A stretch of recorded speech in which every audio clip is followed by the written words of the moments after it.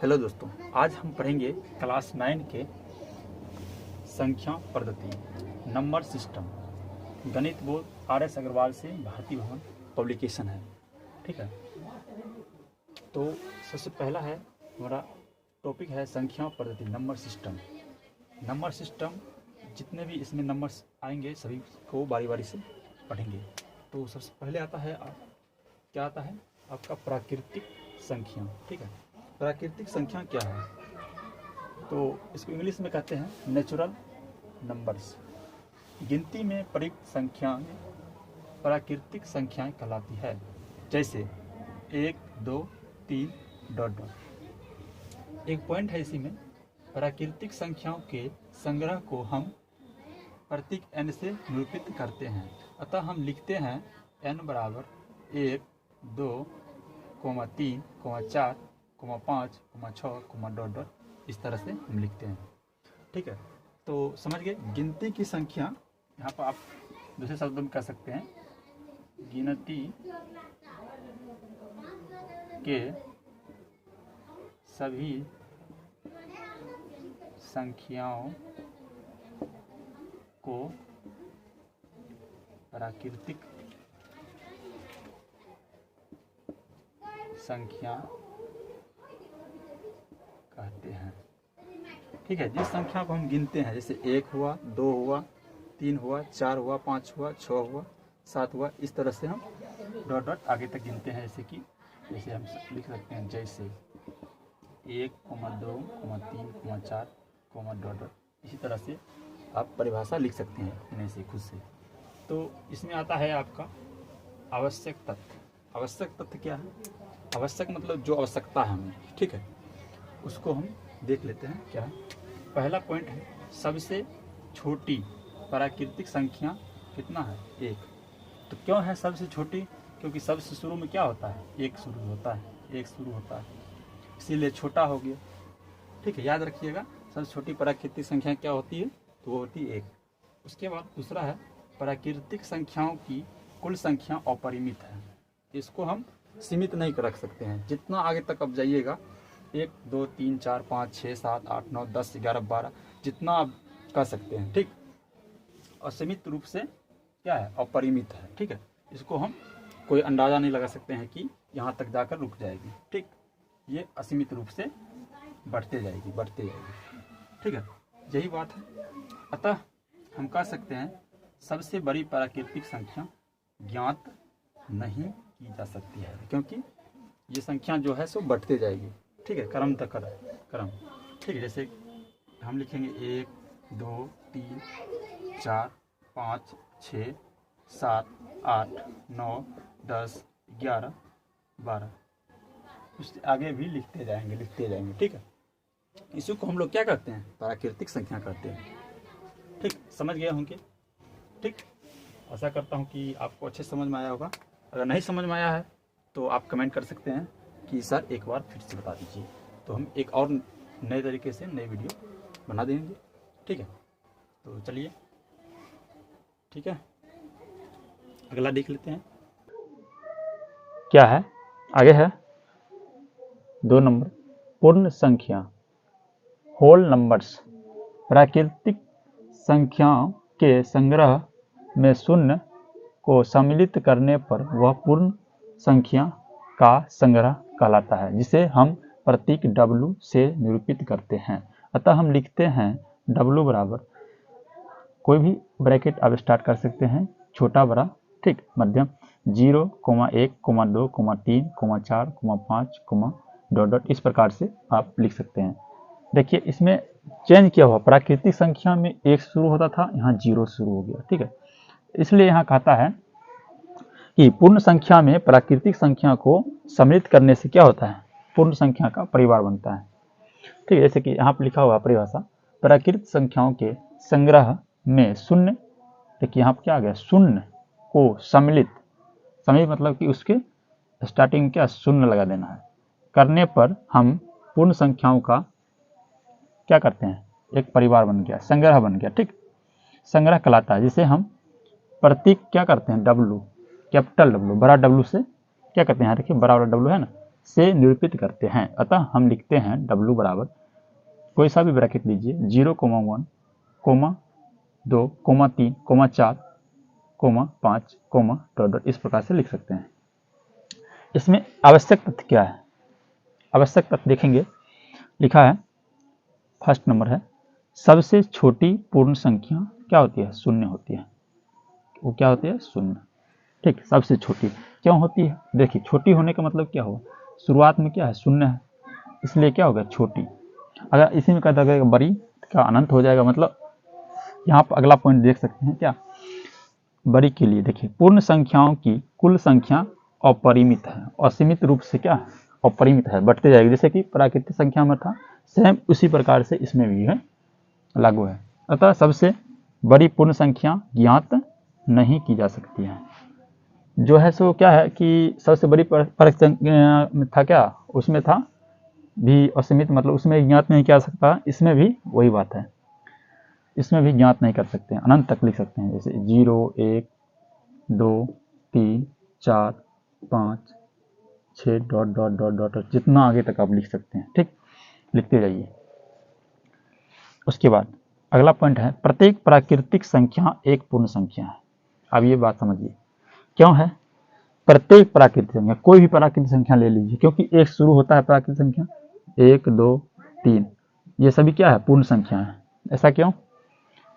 ऐसा इसलिए कि ये पूर्ण संख्या में क्या होता है? आता है। जैसे देखिए 0 के बाद क्या है? 1, 2, 3, 4, 5, ये सब क्या है? यहाँ से अगर हम गिनेंगे 1 से, तो ये प्राकृतिक संख्या हो गया। अगर इसी स्टार्टिंग में 0 लगा देते हैं, क्या हो गया? पूर्ण हो गया, पूरा हो गया। ठीक, इसलिए ये इसके अंदर आता है, पूर्ण संख्या के अंदर। ठीक, अगला पॉइंट है प्रत्येक पूर्ण संख्या एक प्राकृतिक संख्या नहीं है। अब ये बात पर गौर कीजिएगा, ध्यान देंगे। क्या है? कहता है प्रत्येक पूर्ण संख्या जो है प्राकृतिक संख्या नहीं है। जैसे कि 0 ले लीजिए, 0 क्या है? 0 तो पूर्ण संख्या पर प्राकृतिक संख्या नहीं है। यही ये पॉइंट कर रहा कि प्रत्येक पूर्ण संख्या एक क्या है? प्राकृतिक संख्या नहीं है। इसमें 0 जो है पूर्ण संख्या, ना कि प्राकृतिक संख्या है, क्योंकि 0 एक ऐसी पूर्ण संख्या है जो कि प्राकृतिक संख्या नहीं है। ठीक है, 0 क्या है? प्राकृतिक संख्या नहीं है। ठीक, ध्यान देंगे और अच्छे से 1-2 बार आप पढ़िएगा तो अपने आप समझ में आ जाएगा, इसमें कोई बड़ी बात नहीं है। ठीक, अब छोटे क्लास से पढ़ते आए होंगे 6, 7, 8 से। ठीक है, इसमें कोई भारी वाली बात नहीं है, आप 1-2 बार पढ़ेंगे समझ में आ जाएगा। इसी के आधार पर हम आगे देखेंगे। चलिए अगला हम अब देखेंगे पूर्ण संख्या हो गया, प्राकृतिक संख्या भी हो गया। अब देखेंगे क्या इसके आगे जो है सो इसी में आएगा आपका पूर्णांक संख्या। ठीक है, अब देख लेते हैं अगला।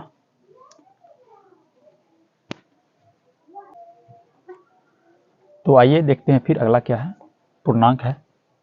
आइए देखते हैं पूर्णांक। ठीक है, पूर्णांक क्या चीज़ है? पूर्णांक, इसको इंग्लिश में कहते हैं इंटीजर्स। प्राकृतिक संख्याओं के संग्रह में शून्य तथा ऋणात्मक संख्याओं को सम्मिलित करने पर वह पूर्णांकों का संग्रह कहलाता है, जिसे हम प्रतीक z से निरूपित करते हैं। अतः हम लिखते हैं z बराबर कोई सा ब्रैकेट ले सकते हैं, छोटा बड़ा, ठीक है, मध्यम, डॉट डॉट डॉट, पहले ऋणात्मक, ठीक है, -5, -4, -3, -2, -1, कुछ इस प्रकार से 0, बीच में क्या लाना है? 0। उसके बाद लिखेंगे धनात्मक 1, 2, 3, 4, 5, डॉट डॉट, इस प्रकार से लिखेंगे। ठीक है, पूर्णांक को ऐसे ही लिखा जाता है। देखिए इसमें कहता क्या, ध्यान दीजिए, कहता है प्राकृतिक संख्या। ठीक है, इस प्राकृतिक संख्या के संग्रह, जितना प्राकृतिक संख्या, ठीक है, में शून्य, ठीक है, ध्यान देंगे, शून्य तथा ऋणात्मक संख्याओं को सम्मिलित करने पर, देखिए ऋणात्मक ही कह रहा है, ठीक है, ऋणात्मक संख्या सम्मिलित करने पर वह पूर्णांक का संग्रह बनता है, यह कहलाता है, जिसे हम प्रतीक z, कैपिटल Z, बड़ा Z से क्या करते हैं? लिखते हैं, निरूपित करते हैं। ठीक है, अतः हम लिखते हैं z बराबर इस प्रकार से dot dot dot -5, -4, -3, -2, -1, 0, 1, 2, 3, 4, 5, dot dot, इस प्रकार से लिखते हैं। ठीक है, इसको आप ध्यान रखिएगा। यहाँ जेड का प्रयोग जर्मन शब्द, ठीक है, जर्मन शब्द जहलीन से उर्दत है, मतलब लिया गया है, ठीक है। ये जेड जो है जहलीन से लिया गया है, जिसका अर्थ है गिनना। इसका अर्थ है क्या? गिनना। जहलीन का मतलब क्या है? गिनना। आवश्यक तथ्य। अब पूर्णांक में आपको ध्यान देने योग्य बात जो है, स्मरणीय एक तरह समझ लीजिए, आवश्यकता जो है हमें आगे पढ़ सकती है, वो क्या चीज़ है? एक नंबर है 0 एकमात्र ऐसा पूर्णांक है जो ना तो धनात्मक है न ही ऋणात्मक है। 0 क्या है? एक ऐसी संख्या है, ऐसी पूर्णांक संख्या है, ठीक है, एकमात्र ऐसा पूर्णांक है जो न तो धनात्मक है, धनात्मक मतलब जिसके पीछे में क्या? प्लस, और ऋणात्मक मतलब जिसके पीछे में क्या लगा है? माइनस लगा रहता है।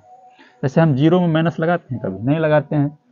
उसके बाद इसमें प्लस लगाते हैं? कभी नहीं लगाते हैं। इसलिए इसमें ये नियम लागू नहीं होता है।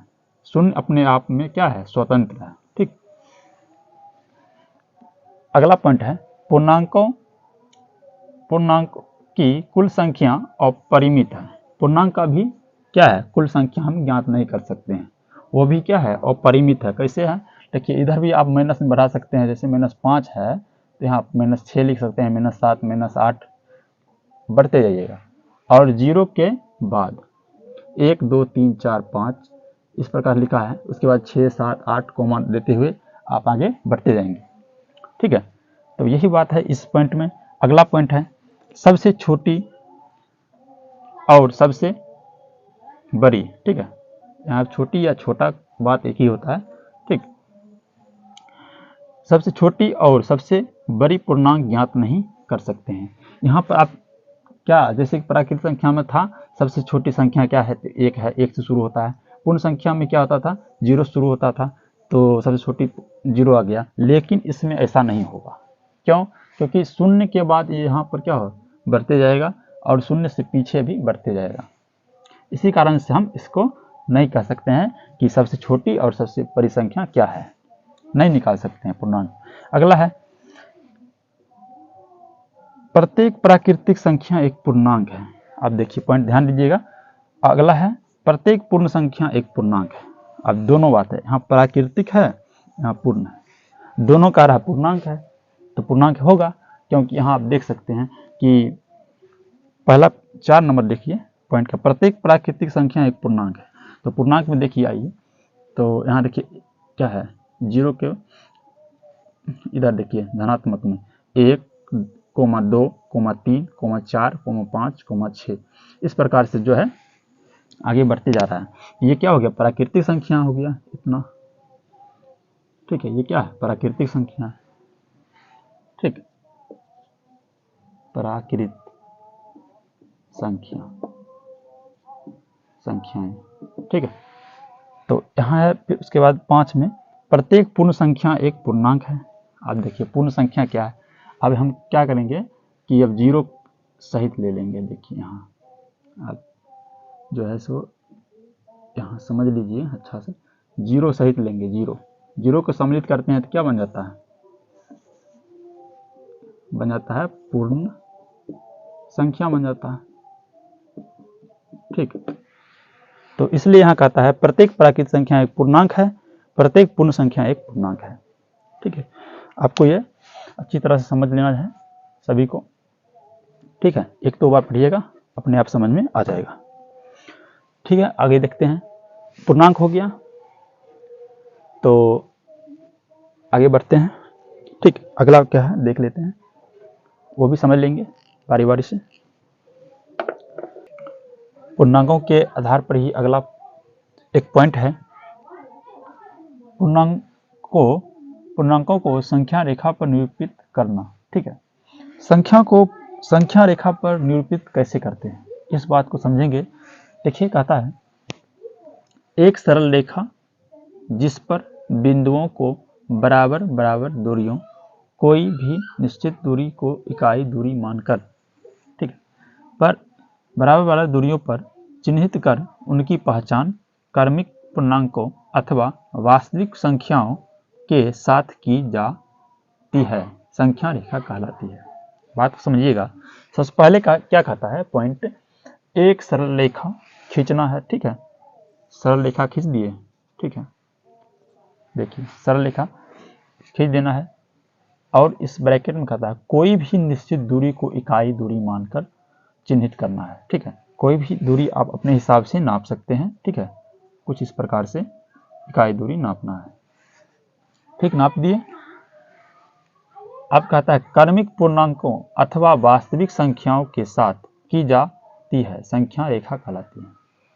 आप देखिए इसमें क्या करेंगे, एक पॉइंट लेंगे, यहाँ पर मान लीजिए यहाँ पर क्या ओ लेते हैं और इसको हम लिखते हैं 0 1 2, ठीक, और इधर लिखेंगे -1 -2 -3। देखिए ये जो है पॉइंट में 0 शुरू होगा, ठीक है, बीच में रहता है 0, जैसे कि आप जैसे पूर्णांक पढ़े थे ना, 0 शुरू होता है, क्या होता है 0 बीच में रहता है, 0 के बाद क्या होता है धनात्मक संख्या होता है, धनात्मक, ठीक, इधर क्या होता है धनात्मक संख्या होता है, और 0 से पहले क्या होता है ऋणात्मक, क्या होता है ऋणात्मक संख्या। आप यहाँ भी समझ सकते हैं, देखिए जैसे कि हम यहाँ पर पहले से ही लिख कर रखे हैं, देखिए क्या है 0 है बीच में, ठीक है, यहाँ क्या है 0 है, 0 है, 0, और इधर क्या है धनात्मक संख्या है, और इधर क्या है ऋणात्मक संख्या है। इसको क्या करना है संख्या रेखा पर दर्शाना है, पूर्णांक को, देखिए यहाँ क्या कहता है पूर्णांकों को संख्या रेखा पर, जैसे पूर्णांक पढ़े हैं उसको ही हमें क्या करना है संख्या रेखा पर दर्शाना है, ठीक, संख्या को क्या करना है रेखा पर दर्शाना है, रेखा खींच देंगे, ठीक है, इस पर दर्शा देंगे, समझ गए। तो चलिए आज के लिए इतना ही रहने देते हैं। तो बताइए आपका ये वीडियो आज का कैसा लगा, अगर अच्छा लगा, अगर वीडियो आपको पसंद आता है तो इसको लाइक कर, चैनल को सब्सक्राइब कर, अपने दोस्तों के साथ भी शेयर यानी साझा करेंगे ताकि उनको भी कुछ इससे फ़ायदा मिल सके, ठीक है। तो चलिए फिर अगले क्लास, तो आज के लिए इतना ही। जय हिंद, वंदे मातरम।